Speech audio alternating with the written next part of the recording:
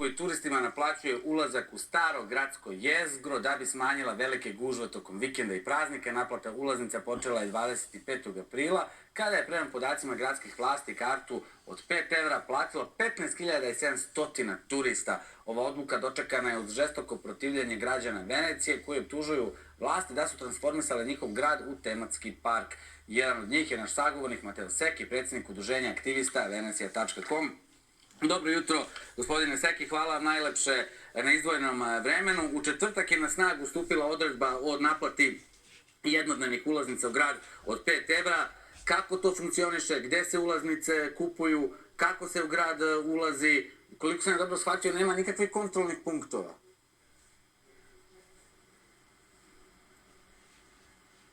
Good morning. Dobro jutro, pre svega. Yes, the Venice administration. Dakle, uprava grada Venecije je uvela tu ulaznicu na neki način za posetu gradu.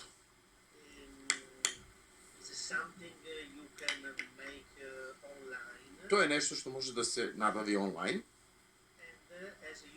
I kao što vidite sa ovog snimka, ima tu i tamo nekih kontrolnih punktova na ulazu u stari deo grada.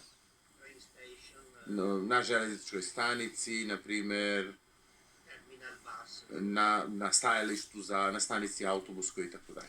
I sad, ukoliko ja dobro vidim, ova pozadina iza vas je negde i provokacija, s obzirom na to da govorite kako je ovo jedna u nizu odluka koja Veneciju hoće da pretvori u tematski park. Šta vama je najproblematičnije upravo u ovoj odluci?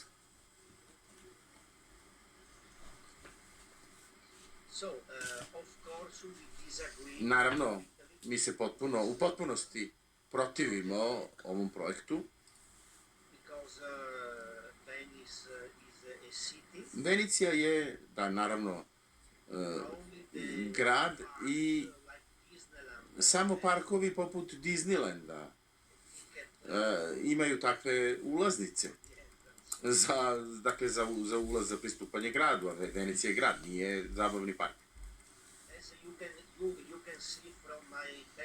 Kao što vidite iza mene,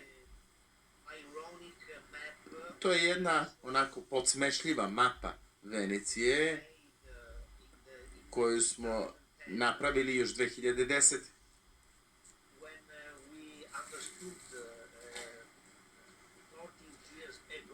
Tada smo shvatili, dakle već pre 14 godina, ono što se danas dešava.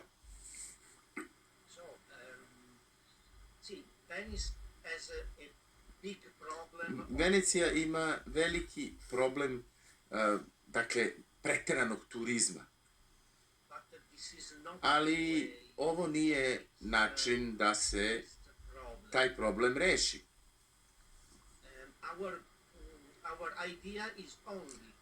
Naša zamisao je samo da blokiramo ulaze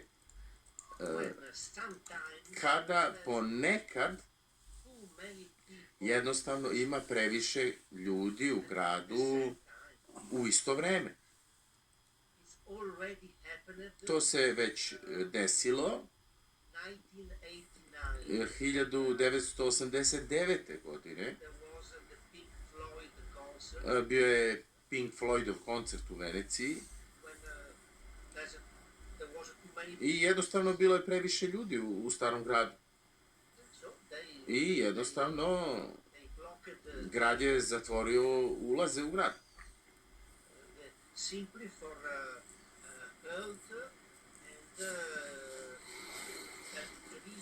To je jednostavno preduzeto iz zdravstvenih razloga, iz razloga bezbednosti.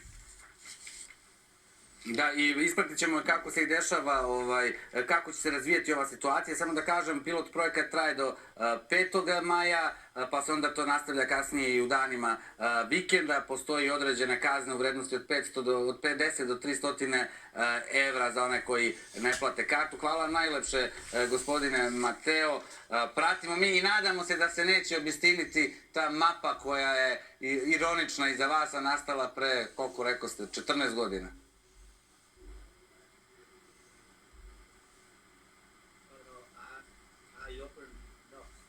Ja se isto nadam se da se neće ostvariti.